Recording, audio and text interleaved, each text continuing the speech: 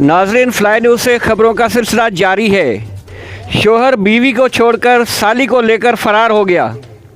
तफसीलात के मुताबिक काजी अहमद शहर की नबी कॉलोनी का रिहायशी परवेज़ अपने 2 मासूम बच्चों और घरवाली मुस्मात जरीना को छोड़कर अपनी नौजवान साली जुलेखा को लेकर फरार हो गया।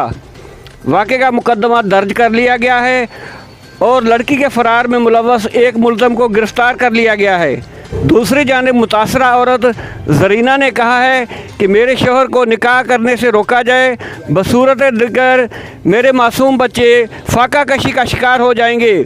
उन्होंने एसएसपी और अदलिया से इंसाफ का भी मुतालबा किया है।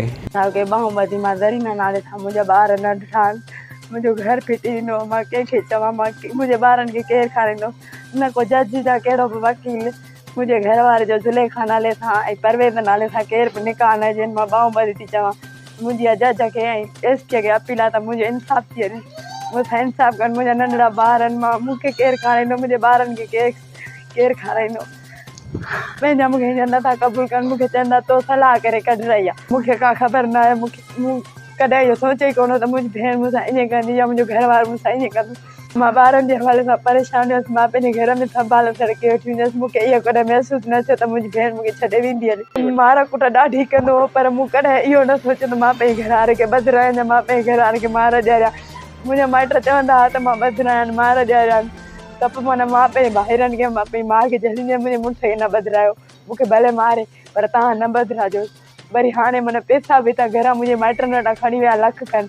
मुंहिंजी दिलि मां एॾी गुज़री मां उतां रोईंदी रोईंदी हिकिड़ो ॿार न पासे हिकिड़ो ॿार न पासे कच ते खणी उतां यको पंधु पिया आयसि। पैसा बि रुपयो बि कोन छॾियो। मां पंधु ई पंधु आयसि। सभु मूं वटि जेके पैसा हुआ सभु खणी वियो हलियो। मां पाण ते कॾहिं बि ख़र्चु न कयो रुपयो बि न। मां पंहिंजे मुड़ुस खे मूं पंहिंजे ॿारनि खे रुॻो कपिड़ा ऐं जूता मां उन्हनि खे ख़ुशि रखणु चाहींदी हुयसि। मां चई मुंहिंजो घर वारो ख़ुशि हुजे उन वटि हर शइ हुजे। मूं टच मोबाइलूं वठी ॾींदीसांसि गाॾियूं मां बैंकुनि जूं किस्तूं पियाईंदी हुयसि। मां हिकिड़े टाइम मानी खाईंदी हुयसि ॿिए टाइम न खाईंदी हुयसि पर मां पंहिंजे घर वारे खे ख़ुशि रखणु चाहींदी हुयसि। हींअर मुंहिंजे ख़ानदान जी सॼी बुरी हालत लही पिया। मुंहिंजो भाउ परेशान आहे। मुंहिंजी माउ रोए पई। मुंहिंजो भाउ मुंहिंजी माउ खे थो मारे मूंखे मारे थो चए थो त माना तव्हां सलाह में हुयूं। मुंहिंजी माउ मूंखे चए थी तूं घरां निकिरी वञ असांजे घर खे तो त भागवा तो भॼराए छॾिया हथ सां। मूंखे का ख़बर न आहे।